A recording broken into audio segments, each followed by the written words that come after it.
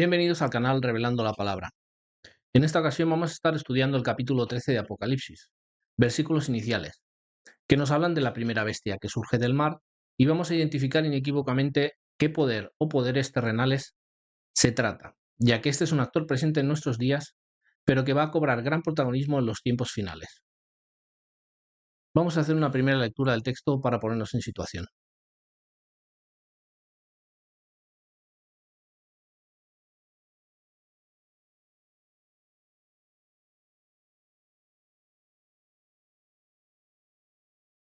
Y me paré sobre la arena del mar, y vi subir del mar una bestia que tenía 7 cabezas y 10 cuernos, y sobre sus cuernos 10 diademas, y sobre sus cabezas un nombre de blasfemia. Y la bestia que vi era semejante a un leopardo, sus pies como de oso, su boca como boca de león, y el dragón le dio su poder y su trono y grande autoridad. Y vi una de sus cabezas como herida de muerte, y su herida de muerte fue sanada, y se maravilló toda la tierra en pos de la bestia. Y adoraron al dragón que había dado autoridad a la bestia, y adoraron a la bestia, diciendo: ¿Quién es semejante a la bestia y quién podrá luchar contra ella? Y le fue dada boca que hablaba grandes cosas y blasfemias. Le fue dada potestad de actuar 42 meses. Y abrió su boca para blasfemias contra Dios, para blasfemar su nombre y su tabernáculo, y a los que moran en el cielo. Y le fue dado hacer guerra contra los santos y vencerlos. También le fue dado poder sobre toda tribu, lengua y nación. Y le adorarán todos los moradores de la tierra cuyos nombres no están escritos en el libro de la vida del Cordero, el cual fue inmolado desde la fundación del mundo. Si alguno tiene oído, oiga. El que lleva en cautividad, irá en cautividad. El que a espada matare, a espada debe ser muerto. Aquí está la paciencia y la fe de los santos. Vamos a ver en esta otra diapositiva las claves para identificar estos símbolos que aparecen en diferentes textos de la Biblia.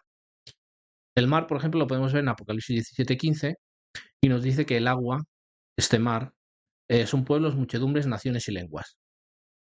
En cuanto a la bestia, podemos encontrar diferentes referencias. En Daniel 7:23 nos habla de que es un reino. En Apocalipsis 12:3, aparece también una bestia escarlata. Y en Mateo 4:8 nos habla de... vamos a ver lo que dice Mateo. Mateo 4:8. Para que veamos qué relación tiene esta bestia con 4:8. En este caso dice: otra vez el diablo le llevó a un monte muy alto y le mostró todos los reinos del mundo y la gloria de ellos.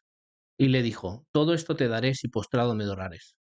Entonces Jesús le dijo: vete, Satanás, porque escrito está: al Señor tu Dios adorarás y a él solo servirás. Bueno, lo que vemos aquí es que Satanás tiene potestad de dar esa autoridad, como dice en el propio texto, a quien él crea oportuno. Y en este caso, pues, vemos que esta bestia recibe autoridad y poder de Satanás. Por lo tanto, se cumple este precepto que vemos aquí. A ver.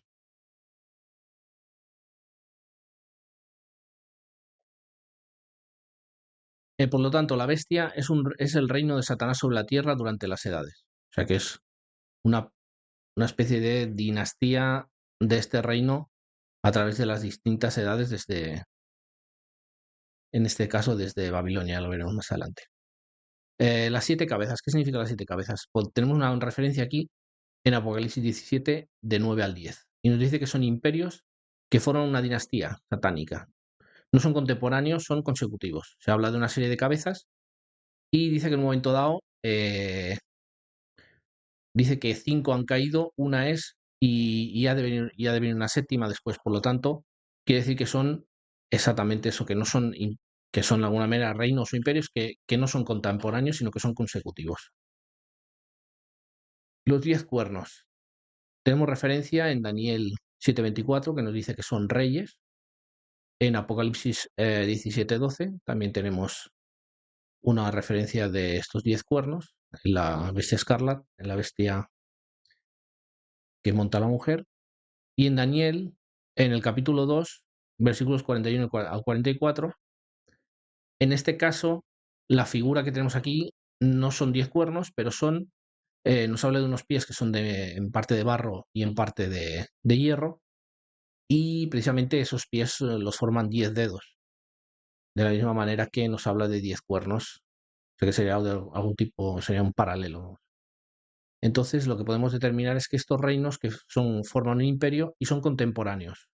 En este caso los pies mitad de barro y mitad de hierro. O sea, en el caso anterior las cabezas son imperios sucesivos, pero en el caso de los cuernos estamos hablando de unos reinos que estos sí que son contemporáneos en el momento que se ven en el símbolo.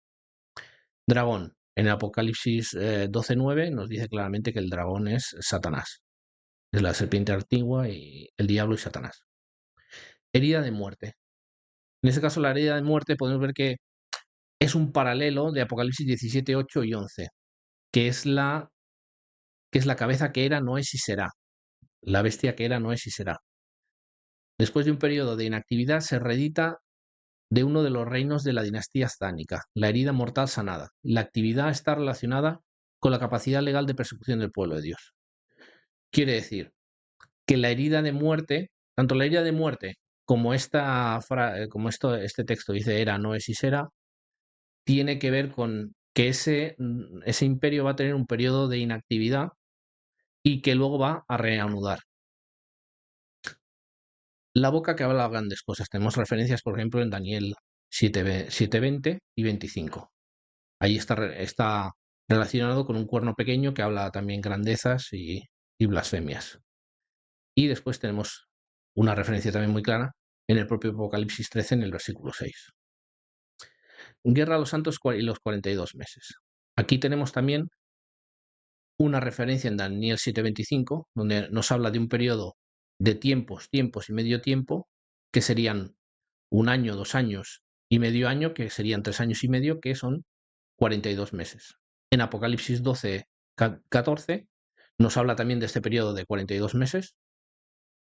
No, perdón, del periodo este de tiempos y medio tiempo. Luego, este periodo se vuelve a repetir en Apocalipsis 11:3 y en Apocalipsis 12:6, hablando de los 1260 días, que es exactamente el mismo periodo, y en Apocalipsis 11:2, que nos vuelve a hablar de los 42 meses. Es un periodo literal de persecución durante el último imperio de la bestia, periodo de predicación de los 2 testigos, los testigos que aparecen en Apocalipsis 11.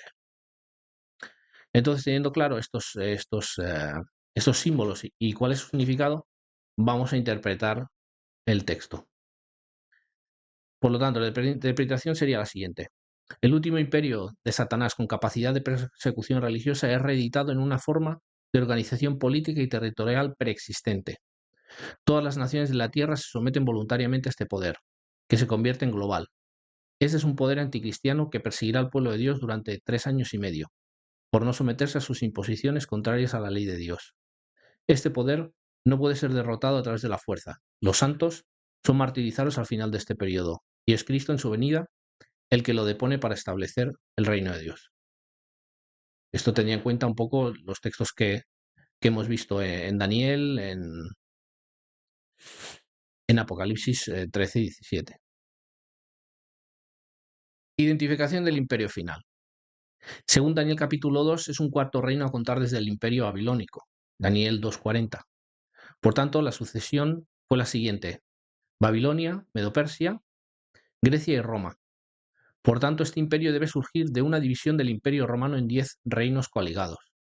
Lo podemos ver en Daniel 2:41-43. Estos son los reinos bárbaros surgidos después de la caída del imperio romano. Estos reinos se unirán mediante alianzas, y unos serían más poderosos que otros. Durante el dominio de este imperio es que Dios implementará el reino de Dios en la tierra. Eso es lo que dice Daniel 2:44. En el capítulo 7, este poder es representado por una bestia con 10 cuernos. Estos son los 10 mismos reinos anteriores, 3 de los cuales son destruidos. En este caso, los érulos, los vándalos y los ostrógodos, que eran reinos arrianos, para dar paso a otro de menor tamaño, pero que se convierte en mayor que todos, con capacidad para perseguir a los santos y vencerlos. En este caso, en el capítulo 7 de Daniel, nos habla de esta cuarta bestia que tiene 10 cuernos y nos dice que 3 de esos cuernos son retirados y en su lugar sale uno prominente. En Apocalipsis 17 vemos a una mujer prostituta que cabalga una bestia. Claramente el versículo 6 nos identifica a esa mujer con el cuerno pequeño de Daniel 7, porque tiene esa misma característica, ya que ésta se muestra embriagada con la sangre de los santos. Viste de manera suntuosa y es fornicaria, por tanto idólatra, adora imágenes. Aquí tenemos un texto del Levítico 17, podemos verlo, uno de tantos en que identifica a la idolatría con fornicación. Vamos a ver Levítico 17.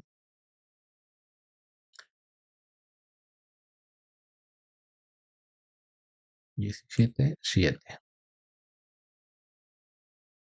Y nunca más sacrificarán sus sacrificios a los demonios, tras los cuales han fornicado. Tendrán esto por estatuto perpetuo por sus generaciones. Por lo tanto, estos sacrificios los hacían a los ídolos y claramente dice que ellos habían fornicado con estos demonios, estos ídolos. Por lo tanto, se ve clara la identificación de la fornicación con la idolatría. Veamos entonces, prosigamos. Esta mujer es identificada con Babilonia y sus misterios. Ahora veremos en 1 de Pedro 5:13 lo que nos dice. Dice, se sienta sobre 7 montes, versículo 9, y sobre muchas aguas, versículo 15, que son muchas gentes. Y es una gran ciudad que tiene reino sobre los reyes de la tierra, versículo 18.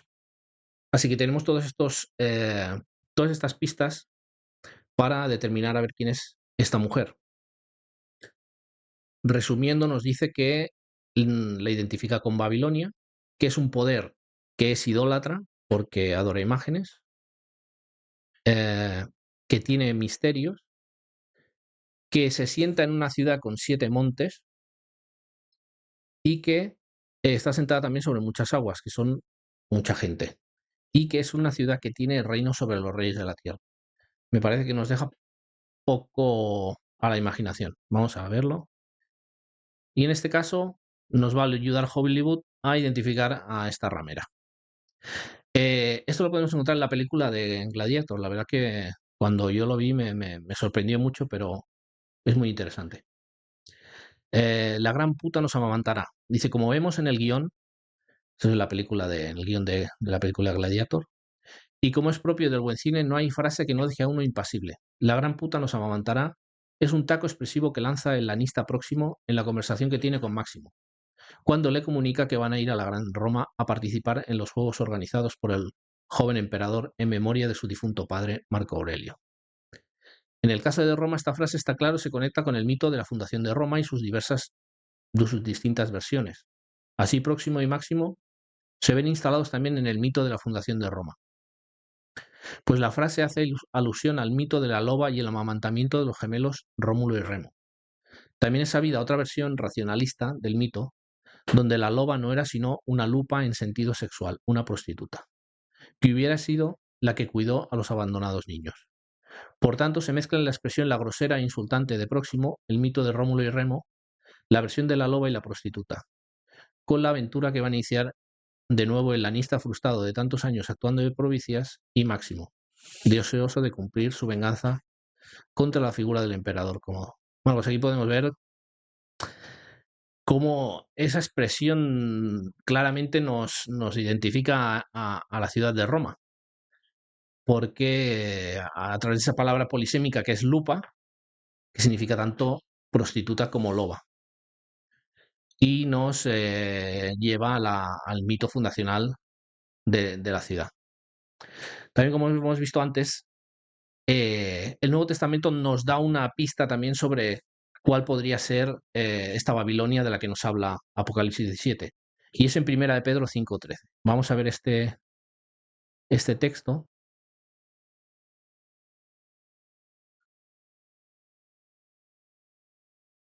1 de Pedro 5, ya es al final del todo, son los saludos finales. Vamos a leer a partir del 12. Os he escrito por conducto de Silvano, a quien considero un hermano fiel, y a vosotros, exhortándoos y testificando que esta es la verdadera gracia de Dios en la cual estáis. Dice, la iglesia que está en Babilonia, juntamente elegida con vosotros, os saluda. Y Marcos, mi hijo, saludaos unos a otros con ósculo de amor. Paz a todos vosotros los que estáis en Cristo Jesús. Amén. Por supuesto, Pedro no estaba en Babilonia. porque Babilonia hacía siglos que había sido destruida y no era más ciudad, por lo tanto, donde estaba Pedro, que es de conocimiento popular, es que estaba en Roma. Seguramente estaba preso, igual que estuvo Pablo, y desde Roma era que estaba escribiendo esta carta.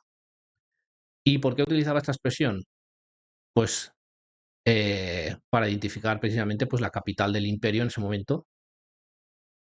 ¿Y por qué le llama Babilonia? Pues porque toda esta sucesión de imperios que hay desde Babilonia hasta Roma, una característica que tienen en común es el sincretismo religioso. Quiere decir que todos estos símbolos paganos van pasando de unos a otros. Por eso se le llama a este último imperio también Babilonia, porque ella lleva consigo todos los símbolos y las idolatrías propias del paganismo babilónico, podríamos decir. Vamos a seguir. Por lo tanto, con la información de que disponemos podemos afirmar que el imperio final es surgido del territorio del Imperio Romano Occidental, la actual Europa, la bestia, y que se trata de la coalición de un poder político compuesto. Quiere decir que es un poder político que no es monolítico, sino que está compuesto por varios reinos, podríamos decir, y otro religioso, idólatra, situado en la ciudad de Roma. Nos quedan pocas opciones. Es la iglesia, está claro que es la iglesia católica romana, la mujer prostituta. Y este sería el Sacro Imperio Romano Germánico. Podemos decir que es esa imagen de esa bestia que cabalga esta mujer prostituta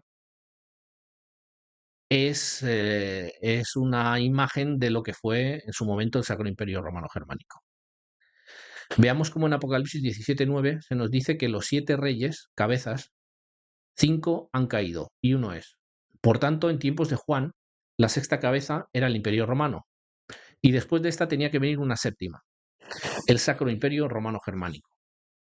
Este fue el imperio que vino después del Imperio Romano y veremos por qué es una continuación del Imperio Romano. Aparte que el propio nombre indica que es el Imperio Romano. En el versículo 11 nos dice que hay un octavo, pero que es de entre los 7 anteriores. Era, no es y será. La herida de muerte sanada. Este octavo ha de ser una reedición del Sacro Imperio Romano, porque ambos tienen que compartir la característica de la coalición entre la bestia y la ramera, que perdura hasta el fin, versículo 8, lo que invalida una reedición de los otros 6 imperios anteriores de entre los 7. Claro, la información que nos da Apocalipsis 17 es que este poder, este octavo, que es el último, nos dice que es de entre los 7. Pero claro, tiene que tener esta característica de esta prostituta que monta la bestia. Por lo tanto, el único imperio anterior a este octavo que tiene esas características es el Sacro Imperio Romano. No nos sirve ni el Imperio Romano, ni el griego, ni el Medo-Persia, ni el babilónico. El único que tiene esa característica es el Sacro Imperio Romano Germánico. Por tanto, el imperio final satánico es una reedición del Sacro Imperio Romano Germánico, lo que se conoce hoy como la Unión Europea, que en el futuro forjará de nuevo una alianza perversa con la Iglesia de Roma, lo que dará inicio a una renovada era de persecución religiosa. Exactamente tenemos que ver, de nuevo, cómo se reedita el Sacro Imperio Romano. Si no en su nombre, pero sí en sus formas. Y por supuesto tenemos que ver una unión de Estado e Iglesia como se dio en la Edad Media.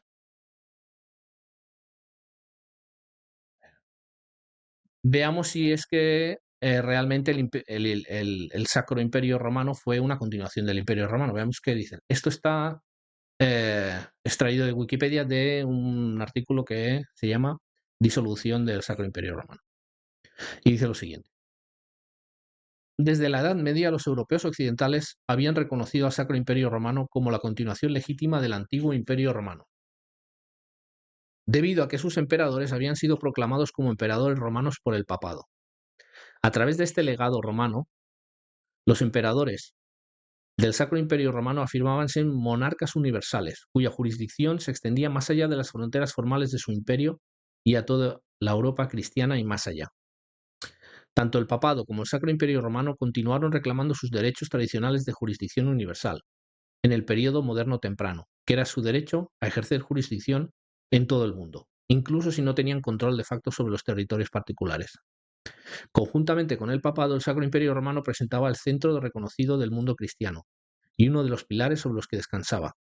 Siempre fue su influencia y su lugar en el orden mundial, reconocido, lo que le dio al Sacro Imperio Romano Germánico su verdadero poder, en lugar de la extensión real de sus dominios territoriales. Bueno, vemos que este Sacro Imperio Romano se otorgaba de alguna manera a la universalidad sobre, o sea, la autoridad sobre toda la tierra. Y efectivamente ellos consideraban una continuación del Imperio Romano, ya que sus emperadores decían que seguían esta dinastía desde los tiempos del Imperio Romano. Vamos a ver en qué consiste la herida mortal. Esto también está extraído del mismo artículo. Dice, aunque algunos románticos y nacionalistas alemanes argumentaron que el imperio tenía que morir para que Alemania renaciera, un gran número de súbditos imperiales no habían perdido la esperanza de que el imperio enfermo pudiera curarse o revivirse. Vemos aquí que se utiliza una expresión muy similar a la que dice de la Biblia cuando habla de la herida sanada. O sea, que hay una enfermedad y es necesario una curación. Veamos qué más dice. A pesar de la idea generalizada de que el Sacro Imperio Romano Germánico estaba enfermo, el imperio no estaba en decadencia terminal antes de su participación en las guerras revolucionarias francesas, desde la década de 1790 en adelante. El poeta Christophe Martin Wieland, agravado por los temores de lo que ahora garantizaba la seguridad de muchos de los estados alemanes más pequeños, lamentó que Alemania hubiera caído ahora en una época apocalíptica y declaró: ¿quién puede soportar esta desgracia que pesa sobre una nación que alguna vez fue tan gloriosa? Que Dios mejore las cosas, si todavía es posible mejorarlas.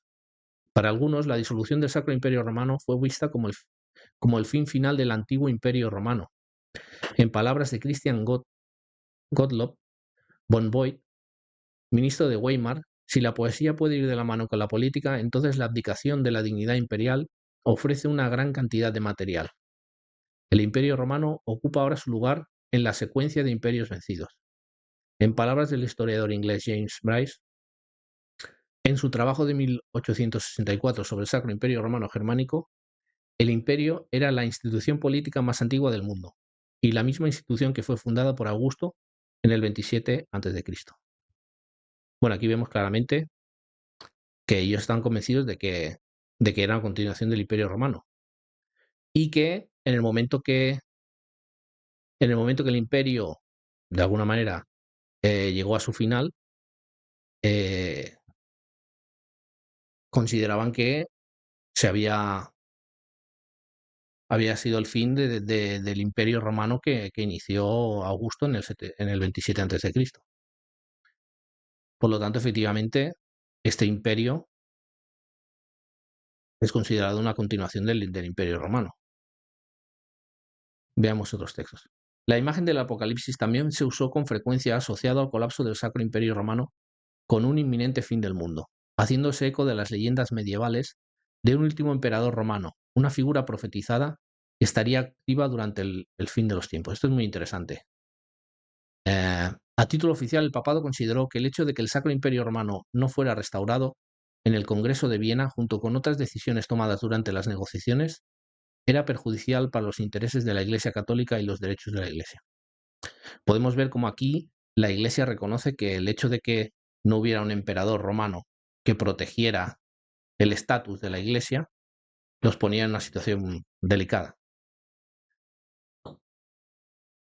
La disolución del Sacro Imperio Romano Germánico fue constituida por la abdicación personal de Francisco II. Esto ocurrió aproximadamente en el 1806. Del título y la liberación de todos los vasallos y estados imperiales de sus obligaciones y deberes para con el emperador. El título de Sacro Emperador Romano, teóricamente el mismo que el emperador romano, pone entre paréntesis, y el propio Sacro Imperio Romano Germánico como idea e institución, el imperium teóricamente universalmente soberano, nunca fueron técnicamente abolidos. Eso es súper interesante. Quiere decir que efectivamente tiene mucho sentido el concepto de herida sanada, porque dice que legalmente no hubo una abolición legal, sino que pareciera que estuviera en suspenso, de manera legal, me refiero.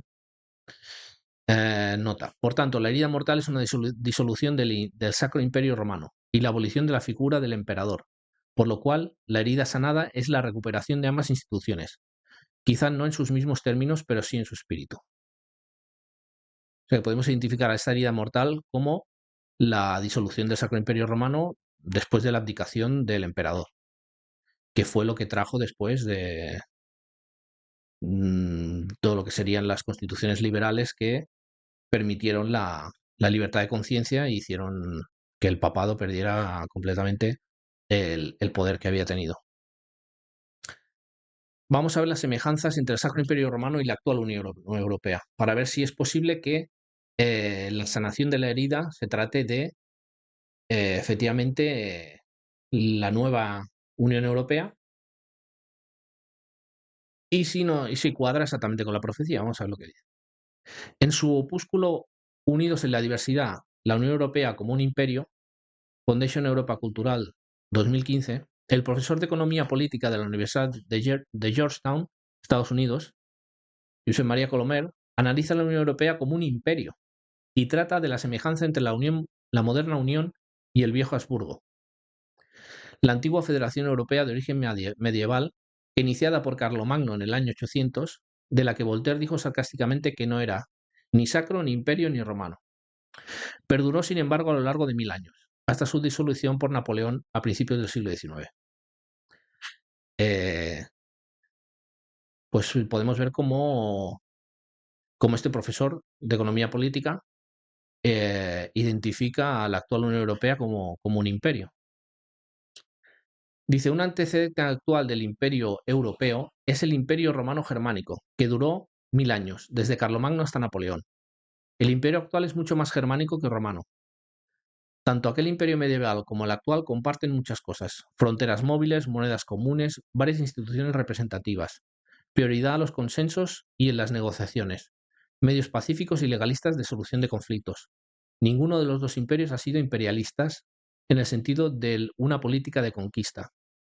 El imperio romano-germánico llegó a tener más de 300 feudos y más de 80 ciudades, incluidas una serie de repúblicas que se consideraban libres. O sea, estamos viendo que las similitudes entre el Sacro Imperio Romano y la Unión Europea son importantes. O sea, que el Sacro Imperio Romano no era algo monolítico, sino que era una unión de diferentes estados con diferentes legislaciones, con sus propios fueros, sus propios...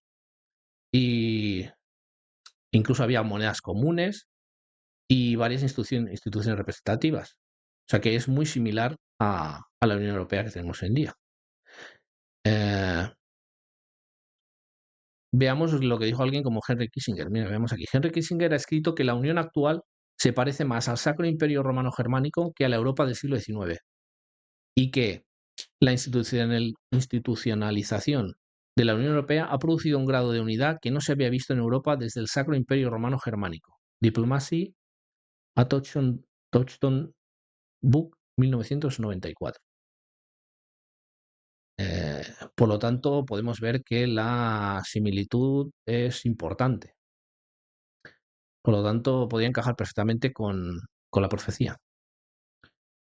Dice, la Unión Europea puede durar y tener éxito como un imperio. El actual sistema europeo de gobierno es complejo, ya que incluye múltiples niveles de gobierno, desde el local al regional, al estatal y la Unión.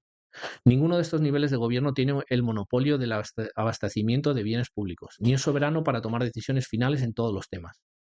El desarrollo de asimetrías en el futuro puede aumentar. Se pueden dar diferentes tipos de integración en diferentes partes de Europa. Puede haber una familia nuclear y varias conexiones con parientes de primer, segundo y tercer grado. Como en todos los imperios clásicos, las fórmulas institucionales Y los procesos típicos en la Unión Europea incluyen autoridades superpuestas, votos ponderados de diferentes unidades territoriales, tensiones centralizadoras y resistencias nacionalistas, así como negociaciones y compromisos. Todo esto también es comparable con el Imperio Austrohúngaro, como precedente claro de la Unión Europea. O sea, no puede estar más claro. Según Joseph Colomer, el imperio puede que no sea una etapa intermedia entre un conjunto de estados soberanos y una federación única. Advierte que las asimetrías y la diversidad de la Unión Europea no son necesariamente transitorias con la configuración actual, y en el futuro previsible cree que tal vez están destinadas a durar. La Unión Europea tiene un futuro incierto. O sea que nos está diciendo que la, la Unión Europea ahora mismo es prácticamente igual que el Sacro Imperio Romano, y posiblemente si se mantuviera en esta condición, no tendría por qué eh, dejar de semejarse al Sacro Imperio Romano. Veamos. Ahora veremos algunas declaraciones en el libro de Edward Habsburg. El Habsburgo fue la última familia, la última dinastía de emperadores del Sacro Imperio Romano. Y en este libro, Edward Habsburg, The Habsburg Way, Seven Rules for Turbulent Times, dice: al final, la idea de imperio, en el alemán Reich, ha dado forma a Europa durante casi 600 años, con mayor o menor éxito. Pero una curiosidad histórica sobre el Sacro Imperio Romano Germánico es que, según los estudiosos del derecho, nunca terminó oficialmente ni legalmente, incluso después de 1806, cuando terminó el Sacro Imperio Romano Germánico. Entonces, muy técnicamente hablando, el imperio continúa incluso hasta el día de hoy. Quizás algún día en el futuro volverá a ser, en alma, una Europa unida. Sabemos, como habíamos visto antes en el artículo de Wikipedia, que efectivamente lo que dice es que el Sacro Imperio Romano Germánico legalmente nunca fue abolido y todavía está, de alguna manera, en suspenso.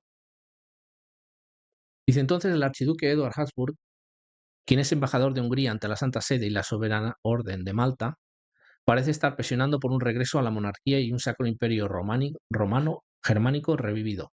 Estamos viendo que hay gente que está haciendo presión por reeditar alguna manera de Sacro Imperio Romano Germánico. Y en este texto dice algo muy interesante. Dice: con respecto a las profecías privadas católicas grecorromanas, Desmond Abir, un escritor católico romano, ha hecho las siguientes observaciones. Dice: varias profecías privadas de santos canonizados afirman específicamente que habrá una última restauración del Sacro Imperio Romano Germánico y que habrá al menos un último emperador del Sacro Imperio Romano Germánico. La autenticidad de la autoría de tales profecías de santos canonizados, por ejemplo, Santa Hildegarda, San Vicente Ferrer, San Francisco de Paula y San Juan Vianney, al menos durante los últimos 800 años, es escolásticamente incuestionable. No sé qué más decir. Yo creo que está clarísimo. No digo que esto tenga un origen divino. Por mi parte, no lo creo. Pero está claro que creen que el Sacro Imperio Románico se va a reeditar y que va a haber un último emperador romano, que es exactamente de lo que nos habla la profecía de Apocalipsis. Dice: entre ellos destaca el doctor Otto von Habsburg, una figura clave del movimiento por la unificación europea. El doctor Habsburg es el hijo mayor del último emperador austrohúngaro y miembro del Parlamento Europeo. Véase Otto Habsburg, Man with a Mission, marzo de 1984, pura verdad. Dice: la unidad intereuropea ha sido durante mucho tiempo una búsqueda de los Habsburgo. Como hemos visto, el doctor Habsburg a menudo habla de las similitudes entre el Sacro Imperio Romano Germánico de la Edad Media y su visión de los próximos Estados Unidos de Europa.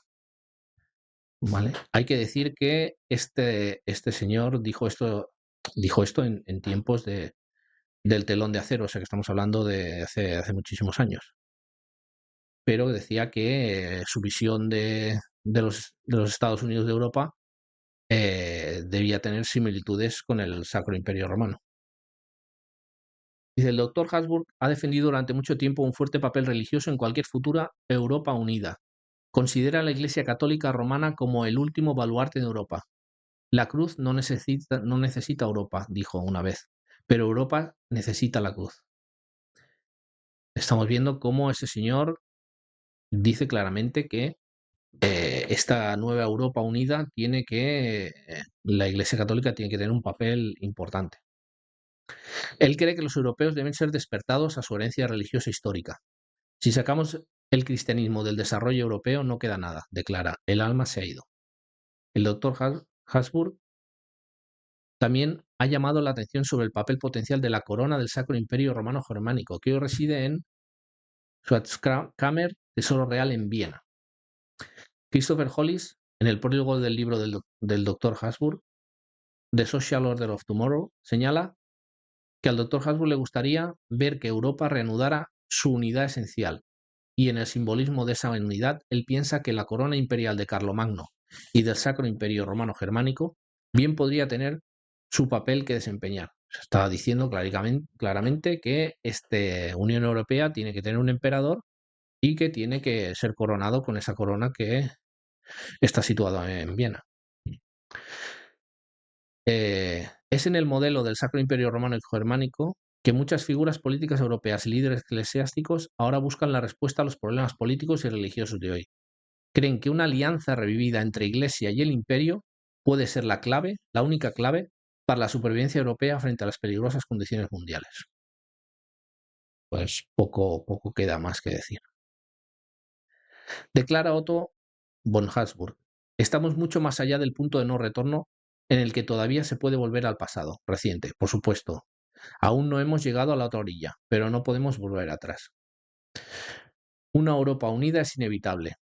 Europa espera un Carlomagno moderno, otro Otón el Grande, un segundo Carlos V, un campeón que resucite la tradición de la unidad imperial. Bueno, pues esta es la bestia de la que nos habla Apocalipsis. Un nuevo emperador romano que lidere Europa. No solamente lidere Europa, sino que de la mano de la Iglesia Católica recupere el poder universal. Y dice, la venidera renovatio imperii Romanorum, la restauración del imperio de los romanos, asombrará al mundo. Stumka, la historia de Europa y la Iglesia, parte 10, la unión final. Pura verdad, junio de 1964. Este texto, a mí, desde luego, cualquiera que conozca la profecía le tiene que recordar a lo que dice Apocalipsis 13. Dice que, y se maravilló toda la tierra en pos de la bestia. Dice claramente que cuando esa herida fuera sanada, toda la tierra se iba a maravillar en pos de esta bestia. Y es prácticamente la misma expresión que utiliza este señor. Dice que la restauración del imperio de los romanos asombrará al mundo. Impresionante. Dice la revista Justicia Social del padre Coughlin, en su edición del 5 de febrero de 1940, por ejemplo, se reitera que la Iglesia Católica es el frente ideal cristiano y proclama que todos los que se le oponen y no están con él pertenecen a los grupos anticristianos que en breve aparecerán encarnados en la persona del anticristo mismo. Dice que el liderazgo laico cristiano de los asuntos sociales es condenable. Un corresponsal especial de su revista en Roma escribe un artículo que la única esperanza de la Europa cristiana está en Roma y que Europa solo puede ser salvada por la restauración del Sacro Imperio Romano. Vemos de nuevo de la boca de un católico que el futuro de Europa tiene que estar en la restauración del Sacro Imperio Romano. Aquí vamos a ver algunas declaraciones en un texto que se llama Syllabus, que hizo el Papa Pío IX,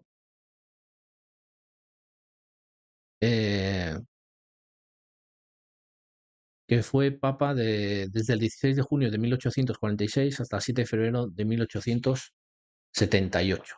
Esto fue antes del Concilio Vaticano II y da un listado de 80 errores de su momento, de su siglo, como dice aquí, y vamos a leer lo que opinaba en ese momento la Iglesia, en este caso el Papa de este tiempo. El error número 15 dice: todo hombre es libre para abrazar y profesar la religión que, guiado de la luz de la razón, juzgare por verdadera. O sea, esto está diciendo que es un error. que el hombre a través de la razón no es libre para abrazar cualquier religión. El número 20 dice, la potestad eclesiástica no debe ejercer su autoridad sin la venia y consentimiento del gobierno civil. Por lo tanto, como esto es una afirmación negativa, quiere decir que la potestad eclesiástica debe ejercer su autoridad sin el consentimiento del gobierno civil. El 21 dice, la Iglesia carece de potestad de definir dogmáticamente que la religión de la Iglesia católica sea únicamente la verdadera religión. Por lo tanto, lo que está diciendo aquí es que la Iglesia tiene potestad para identificar cuál es la verdadera religión. 24. La Iglesia no tiene derecho a emplear la fuerza ni posee potestad ninguna temporal directa ni indirecta. Por lo tanto, según su concepción, la Iglesia tiene derecho de emplear la fuerza y tiene potestad temporal.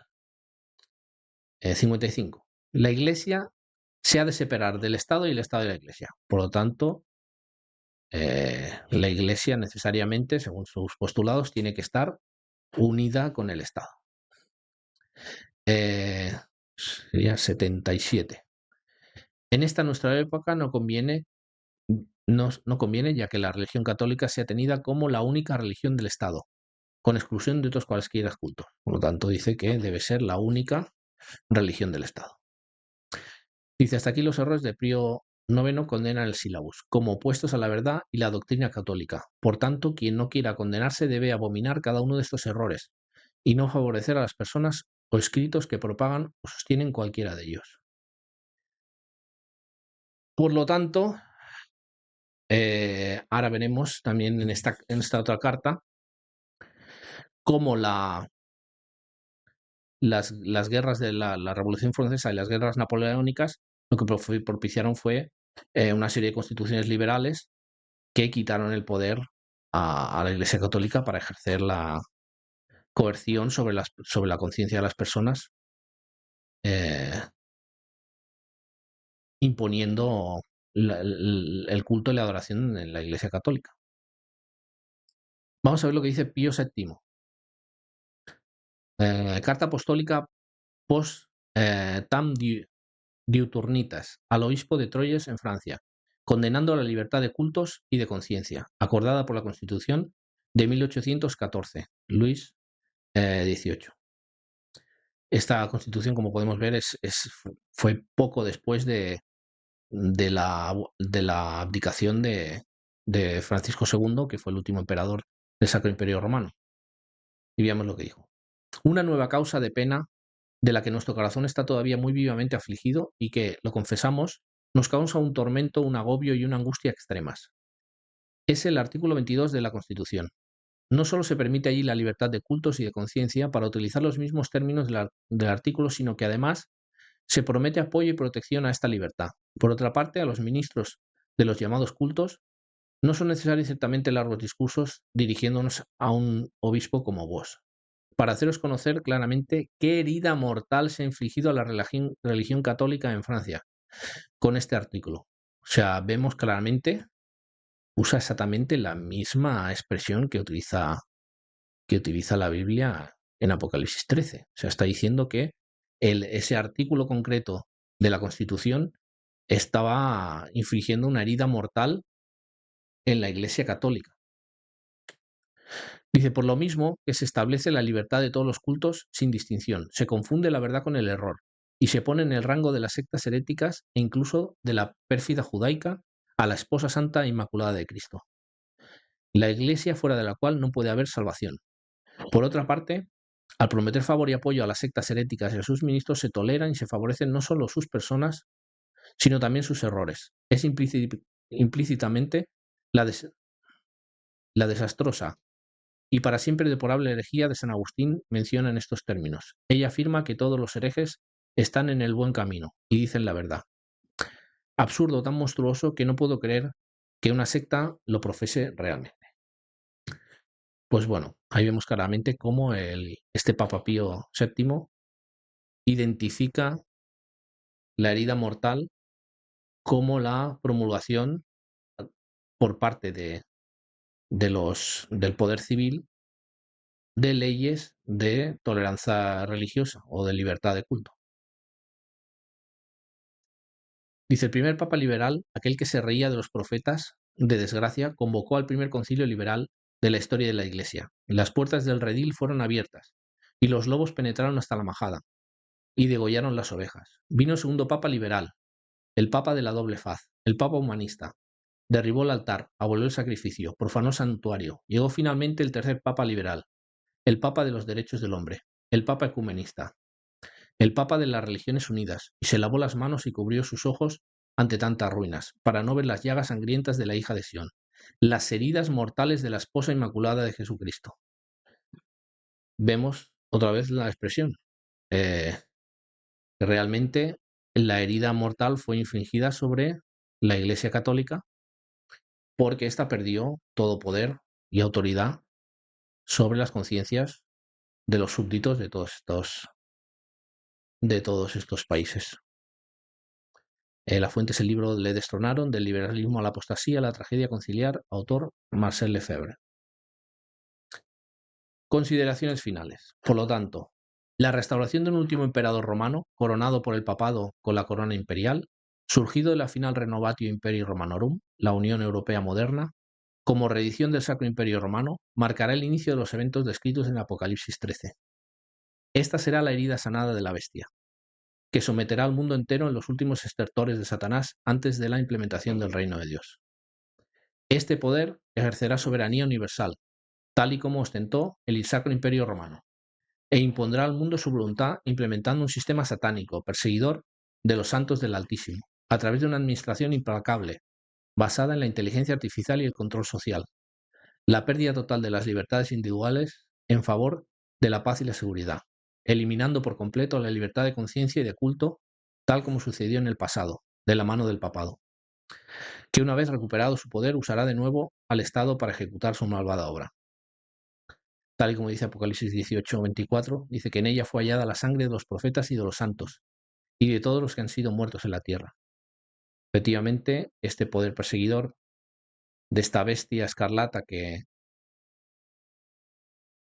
ha ido pasando a través de los siglos por diferentes imperios, es la culpable de todas esas muertes, de todos esos santos y esos profetas, y por eso así lo indica el Apocalipsis 18. Y aquí podemos ver una escultura de Carlos V recibiendo la corona imperial de mano del papado. Y esta sería la corona que está en Viena, que es la corona que decía el doctor Habsburg, que está esperando que en algún momento se corone a un último emperador romano. Pues hasta aquí el estudio, espero que os haya gustado. Dar like y suscribiros. Y en otra ocasión pues estaremos hablando de la segunda bestia que aparece en Apocalipsis 13. En este caso, pues también es de la misma manera que la imagen de Apocalipsis 13 es un poder del que hay poca información, pero veremos con la Biblia y con las características que tiene de qué se puede tratar, aunque es un poder que no podemos identificar en estos momentos con la información que tenemos. Es un poder que está en el futuro y en el próximo video hablaremos de él. Bendiciones, que vaya todo bien y nos vemos en el próximo video.